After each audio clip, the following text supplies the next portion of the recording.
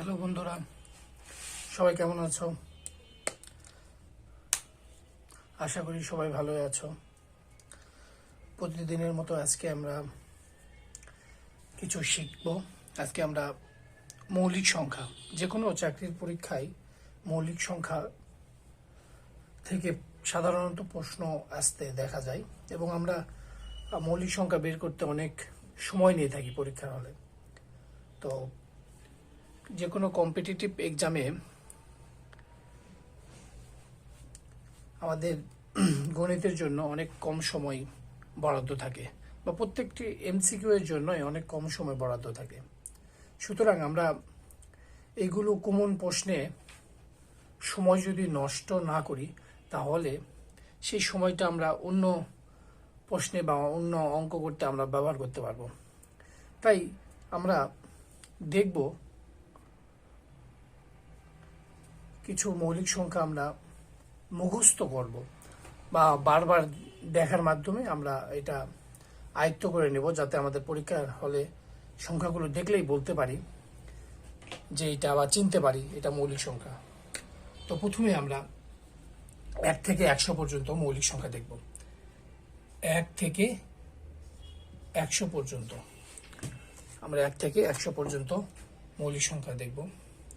Sorry, হয়তো দেখা যাচ্ছে না, আর একটু নিচে লিখতে হবে। এই 1 থেকে 100 পর্যন্ত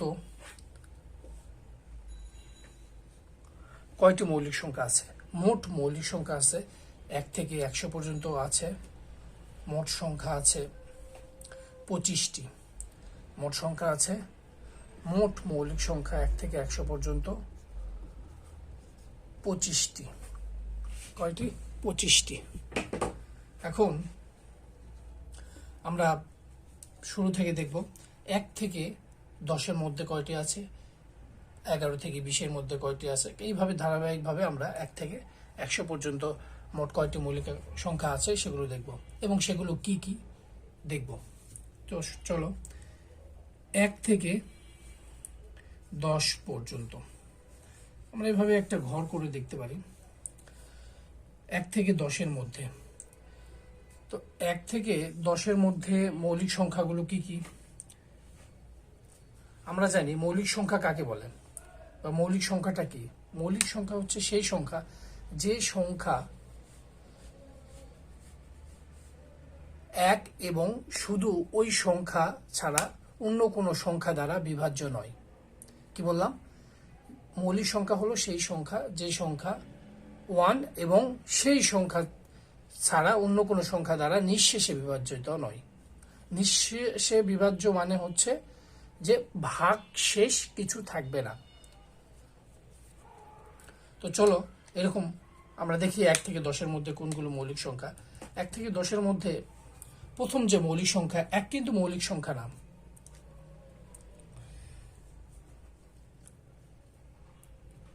প্রথম মৌলিক সংখ্যা হচ্ছে, এবং সব থেকে ছোট মৌলিক সংখ্যা 2।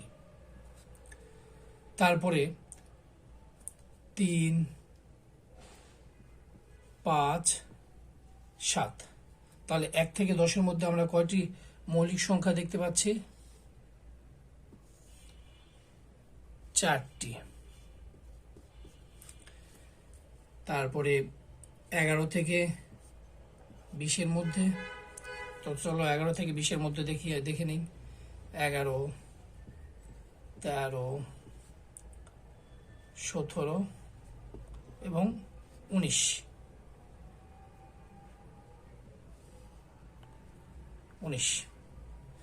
তাহলে 11 থেকে 20-এর মধ্যে কতগুলো মৌলিক সংখ্যা আমরা দেখতে পাচ্ছি?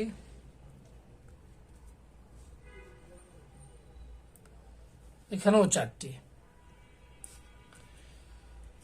এরপরে 21 থেকে 30-এর মধ্যে,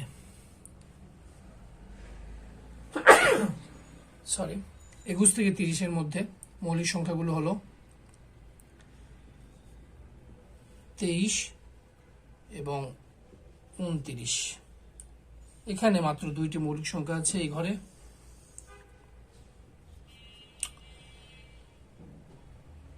31 থেকে 40-এর ঘরে মৌলিক সংখ্যা আছে।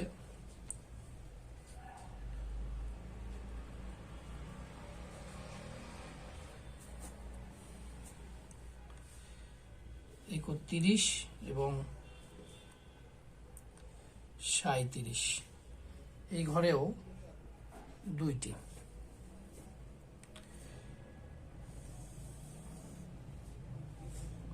এরপরে আমরা 41 থেকে 50-এর ঘরে দেখব। এখানে আছে 41, 43 এবং 47, এখানে 3টি। পরীক্ষায় সাধারণত আমরা দেখতে পাই 1 থেকে 30 পর্যন্ত কয়টি মৌলিক সংখ্যা আছে, বা 10 থেকে 30 পর্যন্ত কয়টি মৌলিক সংখ্যা আছে, এগুলো আমরা দেখতে পাই। যদি আমরা 1 থেকে 30 বলে তাহলে আমরা 4, 4, 2, 10টি। 1 থেকে 30 পর্যন্ত আমাদের 10টি মৌলিক সংখ্যা আছে।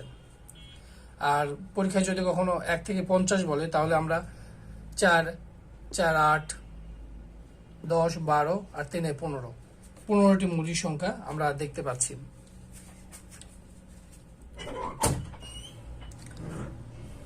তোমরা কি বুঝতে পারছো?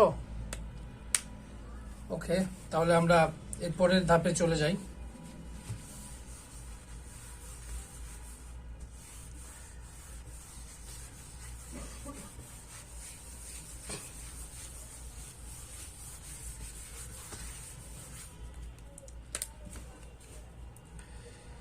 একান্ন থেকে 60 এই ঘরে আমাদের মৌলিক সংখ্যা আছে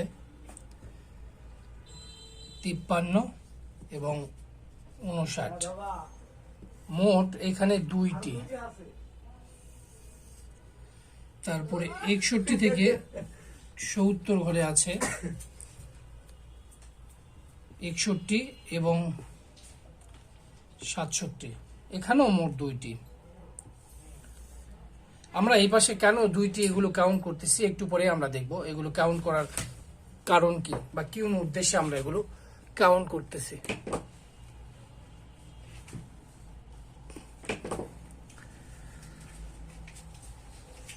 এরপরে 71 থেকে 80-র মধ্যে আমরা দেখব। 71 থেকে 80-র মধ্যে আছে 71, 73 এবং 79।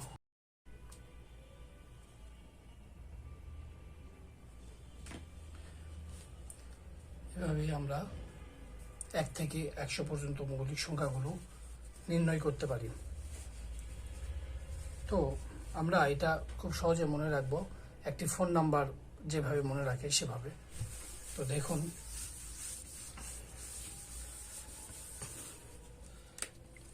প্রথমে 1 থেকে 10-এর মধ্যে ছিল 4টি, 20-এর মধ্যে মানে 11 থেকে 20-এর মধ্যে ছিল আরো 4টি, 21 থেকে 30-এর মধ্যে ছিল 2টি, 31 থেকে 40-এর মধ্যে ছিল 2টি, 41 থেকে 50-এর মধ্যে ছিল 3টি, এবং 51 থেকে 60-এর মধ্যে ছিল 2টি, 61 থেকে 70-এর মধ্যে ছিল 2টি, 70 থেকে 80-এর মধ্যে ছিল 71 থেকে 80-এর মধ্যে ছিল 3টি, 81 থেকে 90-এর মধ্যে ছিল 2টি এবং 91 থেকে 100-এর মধ্যে ছিল 1টি। তো আমরা এটা মনে রাখার জন্য 4, 4, 2, 2, 322, 321, 4, 4, 2, 2, 322, 321। খুব সহজেই আমরা 1 থেকে 100 পর্যন্ত মৌলিক সংখ্যা এইভাবে মনে রাখতে পারি।